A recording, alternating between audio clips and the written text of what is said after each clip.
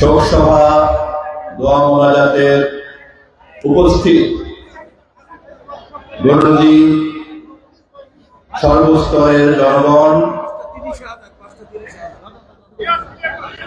মুসলিম অমুসলিম, বিএনপি অবিএনপি, সমস্ত দল মত নির্বিশেষে আপনারা যারা এখানে সমবেত হয়েছেন, নারী পুরুষ নির্বিশেষে, আমি এই সভার সভাপতি হিসাবে প্রথমে আমাদের প্রতি কৃতজ্ঞতা প্রকাশ করছি। আমাদের মাতৃতুল্য নেত্রী দেশ নেত্রী বেগম খালেদা জিয়া আর কোনদিন আমাদের মাঝে ফিরে আসবেন না। এই গৌরনদী কলেজ মাঠে তিনি আপনাদের উদ্দেশ্যে অনেকবার বক্তব্য রেখেছেন। আমি তার স্নেহধন্য কর্মী হিসাবে তাকে নির্বাচনী এলাকায় বারবার নিয়ে এসেছিলাম। তার স্নেহের উপরে আমি আপনাদের ভোটের মাধ্যমে বাংলাদেশের দুইবার পার্লামেন্টে গিয়েছি। জাতিসংঘ সহ পৃথিবীর বহু জায়গাতে তিনি আমাকে তিনি আমাকে জাতীয় পর্যায়ে একজন রাজনৈতিক নেতা কর্মী হিসাবে তার নিজের স্নেহ দিয়ে তৈরি করেছেন। মৃত্যুর আগের দিন পর্যন্ত তার উপদেষ্টার দায়িত্ব তিনি আমাকে দিয়েছেন।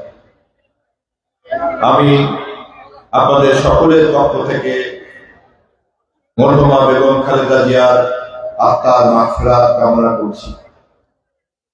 সর্বশক্তিমানের দরবারে সকলের পক্ষ থেকে মোনাজাত করছি, তিনি যেন তাকে জান্নাতবাসী করেন। প্রিয় এলাকাবাসী, এটা ঠিক করো তো, একটু পড়ে যায়। প্রিয় এলাকাবাসী, আপসহীন দেশনেত্রী বেগম খালেদা জিয়াকে আমরা সবাই দেখেছি কেমন করে তিনি স্বৈরাচারকে উৎখাত করেন আপসহীন থেকে। আবার সেই বেগম খালেদা জিয়াকে দেখেছি রাষ্ট্রপতি পদ্ধতি থেকে সংসদীয় পদ্ধতিতে ফেরার জন্য সংসদ নেতা হিসাবে তিনি বিরোধী দলের সঙ্গে আপোষ করে সর্বসম্মতক্রমে সংসদে দ্বাদশ সংশোধনী প্রতিষ্ঠা করেছেন। আমরা দেখেছি 1996 পার্লামেন্টে, যেই পার্লামেন্টে আমিও ছিলাম, তিনি বিরোধী দলের দাবি মেনে নিয়ে তত্ত্বাবধায়ক সরকার ব্যবস্থাকে সংবিধান সংশোধন করে ত্রয়োদশ সংশোধনীর মাধ্যমে সংবিধানে অন্তর্ভুক্ত করেছিলেন। আমরা দেখেছি এত নির্যাতন, এত অত্যাচারের পরে 2024 জুলাই যখন শেখ হাসিনা সদল বলে পালিয়ে গিয়েছে, সমস্ত মানুষের ক্ষোভ আক্রোশ যখন শেখ হাসিনার বাসভবনকে ঘিরে আর তার লুটেরা মন্ত্রীদেরকে ঘিরে, তখনও বেগম খালেদা জিয়া সকলকে ধীর স্থির শান্তভাবে দেশের সম্পদ রক্ষা করার জন্য আহ্বান করেছেন, প্রতিহিংসার কথা বলেন নাই। জনগণের স্বার্থে, দেশের স্বার্থে, গণতন্ত্রের স্বার্থে তিনি যে কত আপোষকামী তাও আমরা দেখেছি। স্বৈরতন্ত্র উৎখাতে আপোষহীন, দেশ গঠনে, গণতন্ত্র নির্মাণে আপোষকামী। তার এই চরিত্র, তার এই যোগ্যতা, তার এই দক্ষতা মৃত্যুর পরে তাকে আমাদের মাঝে বিশ্ববাসীর কাছে এক মহিষী নারী হিসাবে আবির্ভূত করেছে। প্রমাণ হয়েছে জীবিত খালেদা জিয়া, মুক্ত খালেদা জিয়া, প্রধানমন্ত্রী খালেদা জিয়ার চাইতে ক্ষমতাহীন খালেদা জিয়া, বন্দী খালেদা জিয়া এবং মৃত খালেদা জিয়া অনেক অনেক বড় মাপের একজন মানুষ। যারা তাকে হিংসা করেছিল, আজ এই দৃশ্য তাদেরকে দেখতে হচ্ছে। প্রকৃতি এটাই তাদের জন্য শাস্তি বরাদ্দ করে রেখেছিল। এভাবেই হিংসা বিদ্বেষকারীদেরকে সর্বশক্তিমান শিক্ষা দিয়ে থাকেন, আর যাকে তিনি সম্মান দেন তাকে এভাবেই সম্মান দিয়ে থাকেন। আমরা বেগম খালেদা জিয়ার কর্মী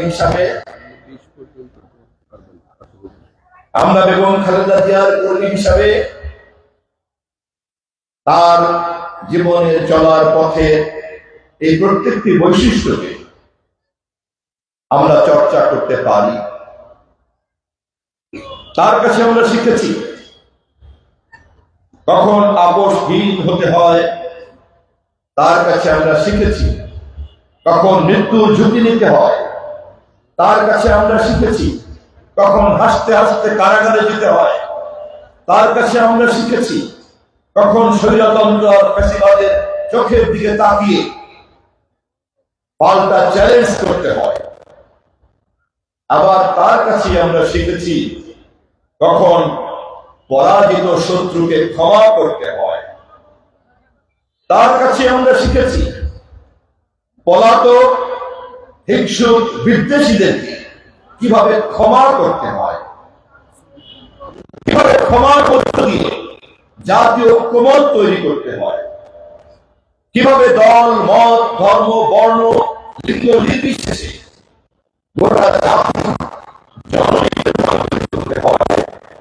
গোটা জাতির নেতায় রূপান্তরিত হতে হয়। আমরা শিখেছি বেগম খালেদা জিয়ার কাছ থেকে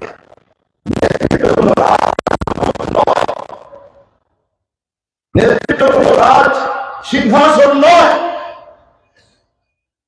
নেতৃত্ব হচ্ছে মানুষের শ্রদ্ধা, মানুষের ভালোবাসা অর্জন করার জন্য যে চরিত্র, যে জীবন যাপন, যে ব্যক্তিত্ব, যে সততা, আজীবন তা চর্চা করার নামই হচ্ছে নেতৃত্ব।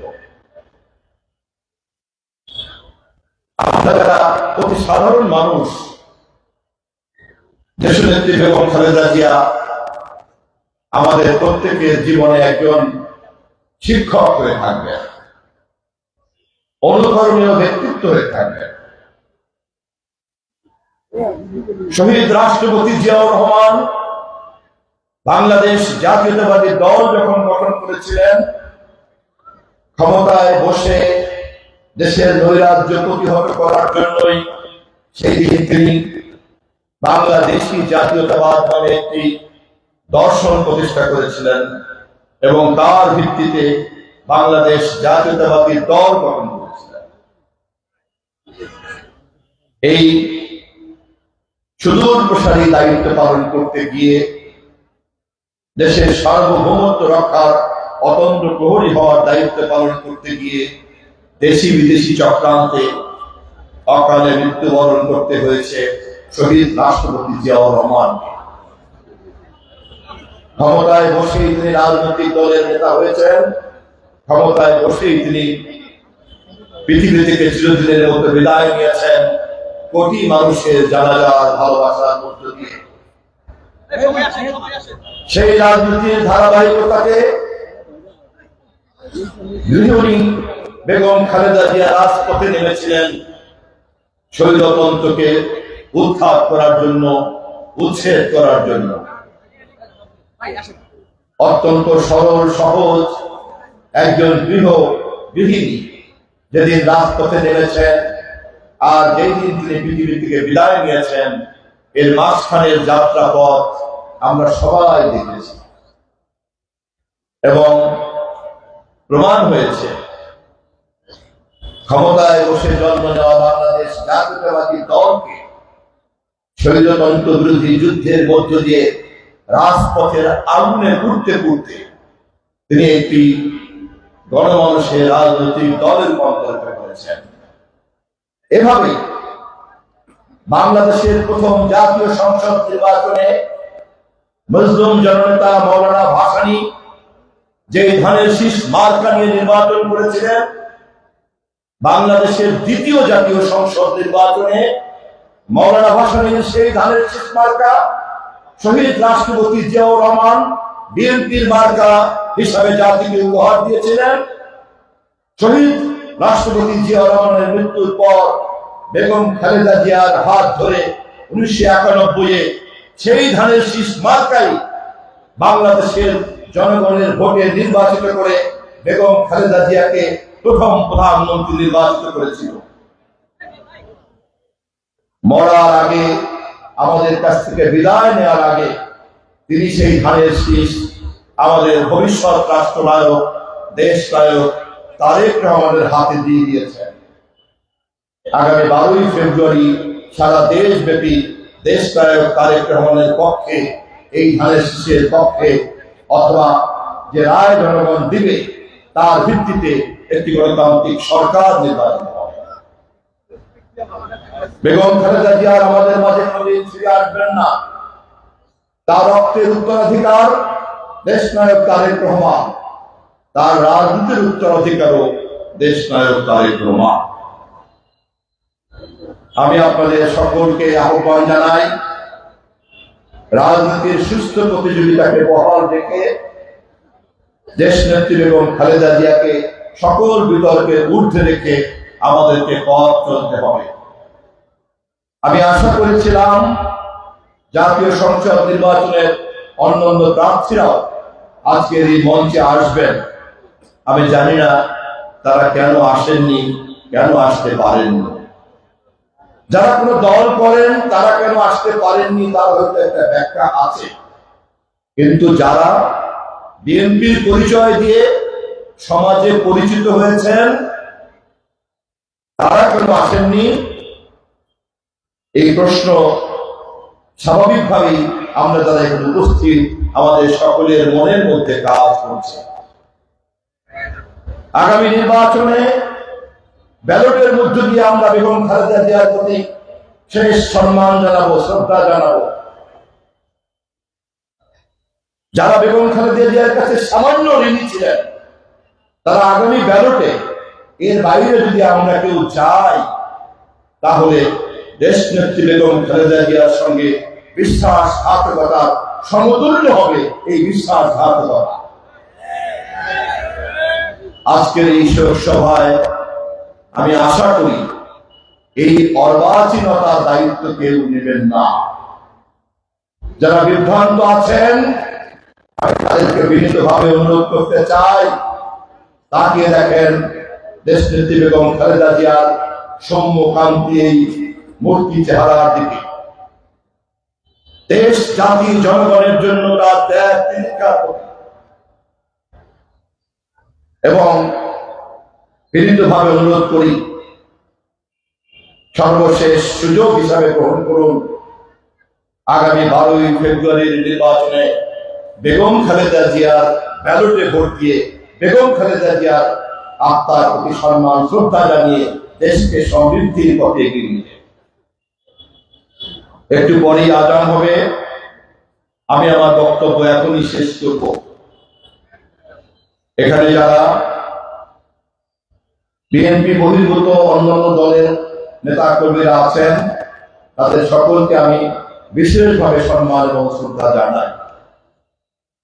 আমি আবারও বেগম খালেদা জিয়ার মতো একজন জাতীয় ঐক্যমত সৃষ্টিকারী নেত্রীর শোক সভায় দাঁড়িয়ে স্পষ্ট করে বলে দিতে চাই, এই দেশ কোন একটি দলের নয়। এটাই হচ্ছে শহীদ জিয়ার বহুদলীয় গণতন্ত্র, এটাই হচ্ছে দেশ নেত্রী বেগম খালেদা জিয়ার বহুদলীয় গণতন্ত্র, এটাই হচ্ছে দেশ নায়ক তারেক রহমানের বহুদলীয় গণতন্ত্র এবং একত্রিশ দফার ঘোষণা।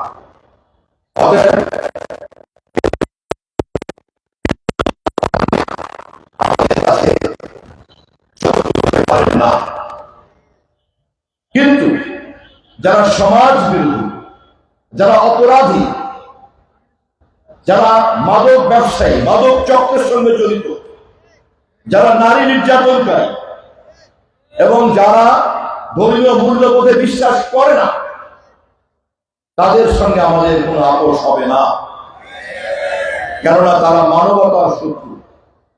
অতএব আমরা দলমত নির্বিশেষে সকলের ঐক্য চাই, কিন্তু সমাজ বিরোধীদের সঙ্গে আমাদের কোনো আপোষ নাই। আমরা এই নীতির ভিত্তিতেই গড়ে একটা সম্প্রীতির সমাজ গড়ে তুলতে চাই। মুসলমান, হিন্দু, বৌদ্ধ, খ্রিস্টান সকল ধর্মের মধ্যে আমরা একটা সম্প্রীতির রাজত্ব তৈরি করতে চাই, সমাজ তৈরি করতে চাই। ধর্মের নামে কোনো আধিপত্য আমরা তৈরি করতে দিতে চাই না। যে কোনো ধর্ম বিশ্বাসী সর্বশক্তিমানের কাছে সমান মর্যাদার মানুষ। সমস্ত মানুষই সর্বশক্তিমানের সৃষ্টি। আমরা যার যার বিশ্বাস অনুযায়ী সর্বশক্তিমানকে পাওয়ার চেষ্টা করি। আমাদের দল অনেক বড় হওয়ার কারণে দলের মধ্যে প্রতিযোগিতা ছিল, আছে, ভবিষ্যতেও থাকবে। কিন্তু প্রতিযোগিতা মানেই শত্রুতা না। প্রতিযোগিতা মানেই অসম্মান করা, সম্মানী লোকের অপমান করা নয়। প্রতিযোগিতা মানেই লোকের মান খেয়ানত করা নয়। এই কাজ যারা করে তারা একটা বিকৃত রুচির মানুষ। এই প্রসঙ্গে যারা এখনো দলের মধ্যে ধানের শীষের মূল স্রোতের বাইরে আছেন তাদেরকে আমি বিনীতভাবে অনুরোধ করব, ধানের শীষের মূল স্রোতে ফিরে আসেন। যারা বিভিন্ন পরিস্থিতির কারণে গত 17 বছরে জান, মাল এবং মান সম্মানকে জিম্মি করে যাদেরকে আমাদের দলের বাইরে বাধ্য করা হয়েছে, তাদের জন্য দলের উন্মুক্ত করে দেওয়া হবে। ধানের শীষের মূল স্রোতে যারা কাজ করতে চায়, আগামী 20 তারিখ পর্যন্ত তাদের জন্য সমস্ত দরজা খোলা থাকবে। কিন্তু 21-22 তারিখে যখন মনোনয়নের দিন শেষ হয়ে যাবে, তারপরে আর কারো সঙ্গে আপোষ করার আমাদের সুযোগ থাকবে না।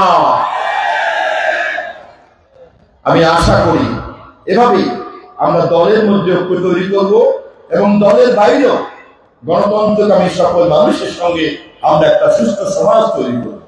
এই কাজ যদি আমরা করতে পারি তাহলেই কেবলমাত্র প্রমাণিত হবে আমরা মরহুমা দেশনেত্রী বেগম খালেদা জিয়ার সঠিক কর্মী, যোগ্য কর্মী। কারণ তিনি এই রাজনীতি চর্চা করছেন বলেই তো সব মানুষ তার প্রতি সম্মান জানিয়েছে।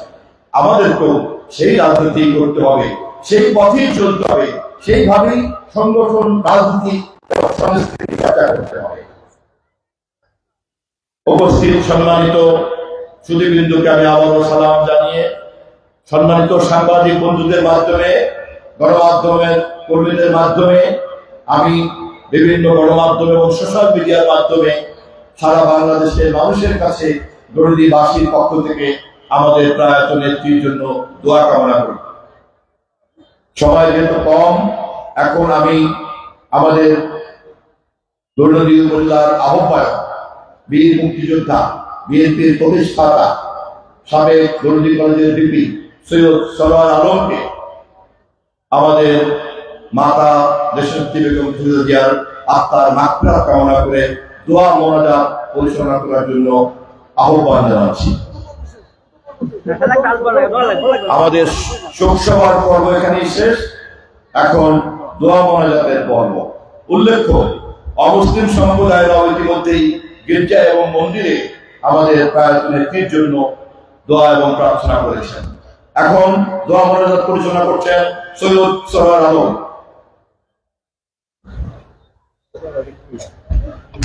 আসসালামু আলাইকুম ওয়া রাহমাতুল্লাহি ওয়া বারাকাতুহু। ভাই সময় নেই, আজান হয়ে যাবে, কিন্তু আপনারা সবাই একবার সূরা ফাতিহা, একবার সূরা ইখলাস আর একবার দুরূদ শরীফ পড়ি। আউযুবিল্লাহি মিনাশ শাইতানির রাজীম। বিসমিল্লাহির রহমানির রহিম। আলহামদুলিল্লাহি রাব্বিল আলামিন ওয়া রাহমানির রহিম মালিকি ইয়াউমিদ্দিন। ইয়্যাকা না'বুদু ওয়া ইয়্যাকা নাস্তাঈন। ইহদিনাস সিরাতাল মুস্তাকিম সিরাতাল লাযীনা আন'আমতা আলাইহিম غير المغضوب عليهم ولا الضالين. بسم الله الرحمن الرحيم. قل هو الله احد الله الصمد لم يلد ولم يولد ولم يكن له كفوا احد. بسم الله الرحمن الرحيم. قل هو الله احد الله الصمد لم يلد ولم يولد ولم يكن له كفوا احد. بسم الله الرحمن الرحيم. قل هو الله احد الله الصمد لم يلد ولم يولد ولم يكن له كفوا احد.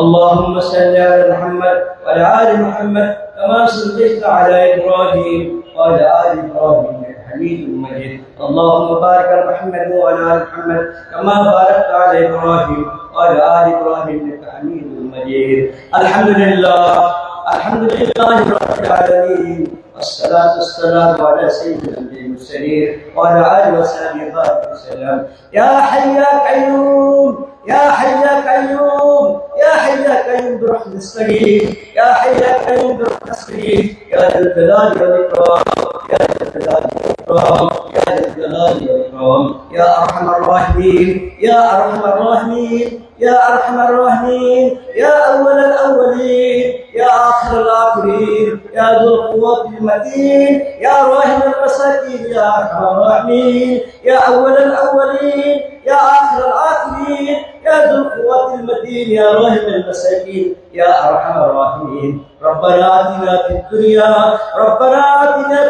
حسنة وفي الآخرة حسنة وقنا عذاب النار ربنا آتنا في الدنيا حسنة وفي الآخرة حسنة وقنا عذاب النار ربنا لا تزغ قلوبنا بعد إذ هديتنا هب لنا من لدنك رحمة إنك أنت الوهاب يا حي يا قيوم يا ذا الجلال والإكرام يا رب الكريم আল্লাহ আপনি জানেন আল্লাহ উপর আসমানে আছেন আমি নিচে বসে আছি এ আল্লাহ আপনি জানেন আমাদের উদ্দেশ্য কি আজকে আপনি জানেন আমাদের উদ্দেশ্য আমাদের দেশের নেত্রী আপনি 3 বার তার শপথ আছে দেশ পরিচালনার দায়িত্ব দিয়েছেন তার জন্য আজকে তাকে আপনি আপনার ডাকে সাড়া দিয়ে গিয়েছেন আমাদের তার কর্তব্য মুহূর্ত পর্যন্ত জনগণের খেদমত করে তার হক আদায় করে দিয়েছে আমাদের হক হইল তার জন্য দোয়া করা এই মালিক আমরা দোয়া করি তাকে জান্নাতের মাকাম উচ্চ মাকাম দান করেন আল্লাহ তাকে জান্নাত উচ্চ মাকাম দান করে আল্লাহ তাকে মাফ করে দেন যদি করে ভুল করেছে মাফ করে দেন আল্লাহ তাকে মাফ করে দেন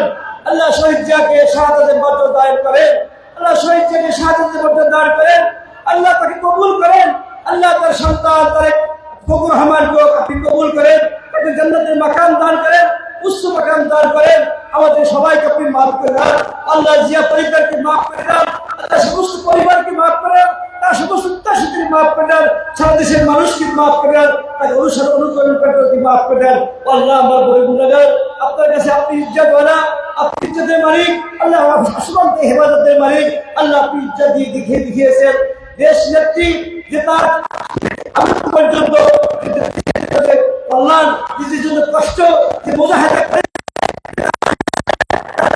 রয়েছে তার কষ্ট ও মালিক এক দেশ থেকে পালিয়ে গিয়েছে